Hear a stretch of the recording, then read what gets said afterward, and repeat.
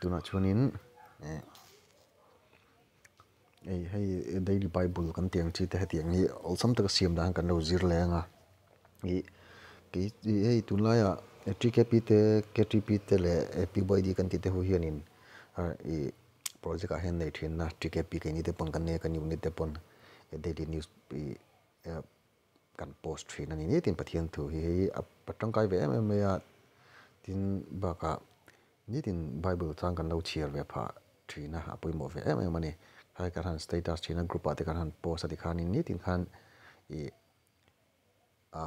bible chang kha ran kha kan post ve ati khan kan han status sup thina tuna hian trigger bi rang uni rang te hian project a te han lo nei an nei ve ta ni tin post to daily bible ang chi te evangelical cell tenan tia media cell tenan ti ta ke ni chu kan uni da media cell in kan ti ta khatien kha siam dan hi men lo zot thina ni ke chun te min ka uluk deuh thina wang hian in phone aka siam ba ka hian in hei a picture te body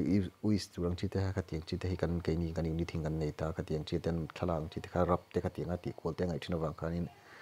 ke hi chun in daily bible po ka uluk deuh thina wang khan in tlem hian in i phone hi kamang tam lo ve dewa phone chu kamang thau na chung khan in thena chan chuan laptop te kamang ati khan in hei i laptop rang te hang ka remove fa ti khan in hei cherna ka ti kual ne ka bel kual khatien khan ni amaro chu i khatien ga ti kha angai kherlawa tam ta tan chuan olsam ta khan in application mang khan phone application apps mang khan ti thei thawa ke pon app hi chu ka mang teu thawa thawina app mang te pon ka ti na sa ke pon ta tam zo hi chu ka ti ve thaw khatien khan app mang khan amaro chu ka uluk de bi ka dekha chuan hei i thalak ka i remove ngai background ang chi remove ngai ma ni eng chi chia te hamian play store ang chia te khan laptop te ka phanga ti khan ka sim lok te khan in phone ka da lu ti khan in ka bela ti khan ka ti call le thin khan ya mar chu ka tiang lo khan in hei min lo zot na sa to a ting ei ti a kha khan ting ei bel ti khan ya min lo zot na sa te ma bang kha min lo zot na sa te ma bang in tuna hin ka han siam le ati dan ol sam ta kan thil do gan soi le do ni ya tiang hin lo ti ve nga ti khan in e TKP ma ni kher pon ni lo ma ni mi mal te pon ti khan kan siam ve ni chon ol sam te na siam the ni chu canvas te po kha man theya ke in chuan canvas hi kan lo recommend dewanga i play store khan in lu tanga play store khan canva ti zo ge he o he canva ti zo ge hi in click nga chuan in install don install nga chuan in ke chung ka nei to wang kan lut pop anga ka soi dan ka soi kha chu in lo thiam nei don nia chuan canvas a khan application kha in download zo to nuwa in lu tanga application a khan in tuna ka tiang khan canvas a khan in lu tanga ma seng avoi khan luna chen in register kha ngai ve ta kha khan in email in emo google account email khan in emo facebook in pang ni chon facebook in ti khan ti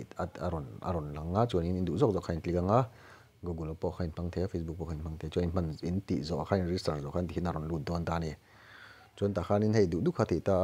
Instagram poster tu te poster pa ngai te story tu te logo ti te flyer te zoom ti te presentation te po omani hei photo collage te po oma invitation te tu chuan menu te Facebook post tu te hei card ti te YouTube thumbnail ti te certificate ti te hei Instagram story atam lut tu kan invitation ti business card ti te hei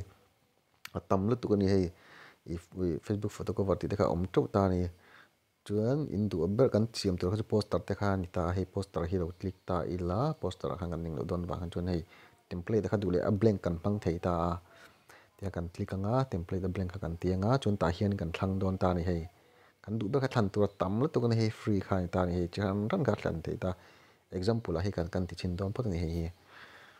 kan thlang don ta ni chuan no ti kan tianga chuan hei alo in siam san ta hian hei kan du thu kha i bible mi khan du kha i Canva ziek to mai don ta hian hei ta kan click nga ti khan kan du kha kan ziek thei ta hetiang lo point ol sam le dan pakhat chu in chuak anga khatia chut kher ngai lo khan ka ti na ni chu in chu lo nga hei bible ke chu ka download sa mizo go bible ti kha play store in lo zong anga hei hi in click anga hei du kha hei bible chang kha ol sam em ta en tinan ti khanin mika ka bible chang du em kan lo mika bung sari chang sari kha hei kero channel palam ke na nga ka chan dam pathian chu ka nga kang ka pathian chu mi ngai thladon ni ti kha hei kan lo du ta hei hi ani chuan tikhan kan hmetanga we kan hmetanga chuan live 3 dot ta hian pathuma hian chuan chang ne na copy na dia kan tliang in copy don ta ni ain copy zo khanin kan chuak lenga na china kan ana china kan canvas hang kan lut don ta ni heta khan chuan tan kan tianga chuanin ta hianin kan click wang nga du le long press te pon ni thena chuan long press lo pon hei ta hin hei a copy kha kal ta hei ti hian in click anga tikhan hei na china mi kha kan copy kan chang copy kan du kha aron pass ta mai ta ni chuan noi mi hi du le kan delete anga tikhan hei a link http link kha chu du le kan delete anga chuan hei mgb ti te poi du le kan delete anga tikhan chuanin chumi hnuah tikhan hei aron lang ta a chuanin hei Jeremy ti te pawh hi kan du lo ni chuan hei kan delete la the tikhan chuanin a logo a hianin entinan logo kha chu ke chu ka siam sa to ka du lu ka ti wang khan ka siam sa hei adang a han pa in chuanin in du le logo te pawh kha in siam the logo maker ang chi tang po atang te pawh na ti the vek application kha om vek thawa kha in add du ni chuan tikhan ke chuan ka ti to kha ma ka siam sa to kha karon da me anga tikhanin picture kha in lutanga chuanin hei in click anga in siam sa logo te pawh eng pawh chuan add to page in tianga tikhan add page iron add don tan hei logo ka siam sa background kha transparent ka da ta tikhan hei in du na lai bera tikhan in tina hei in ko ran eng rong chi kha du la ta sira te point da thea tikhan hei adumani wang khan ang tikhan in da anga chuan chumi zo khan hei remove watermark hi in du le in remove du chuan tikhan hei free with 14 days ang chi te pawh ti thea tikhan du le hemi kherlo pawh khanin hemi a canvas hi chu a prelim le don kha chu watermark kha enge alang don lo ti na kha mar chu enge remove kher pawh ngai chung le mu he ting anga chung le lo lang pawh ni se mo chuan khami in siam zo khanin hei download save as image in tinga download khanin metanga ani lo pon a share ngal the ni chuanin download to draft anianga chuan tikhan in save don ta ni kan da tuna kan siam khamo hei tikhan in save anga in save zo ta a chuan gallery a in save ta ni tikhan gallery in save zo ta a chuan khatiang kherlo pawh khanin hei direct in share the tho ta tikhan ta tang pawh hin du la download the tho ta share kha in share ngal pop the bok ta a hei tikhan entinain khatatanga save khat download du kha chuan khating kha ani tamei ta hei chu save as pdf te puna thei ta dikhanin chang than maro chu heta hi chon prim ama application hi le kha ngai ve ta a kha ani me a chuanin tuna kaning lo kha kan en le chinanga na china kan save to kha dikhanin heta hin hei dikhan hei kan save ta hei ain zip takul ta ni dikhan hei kan post ve la me thei ta ni kan share nga dikhan whatsapp ma dikhan kan du ni chuanin kan status anga group a te pawh han dikhan du chon kan tianga lai fei kan ko tiang dikhan in post anga status ka khani me a kha all sam ber chu ni me siam dan all sam ber pakhata chu ani a katuna kati ang khan lo ti vachin ula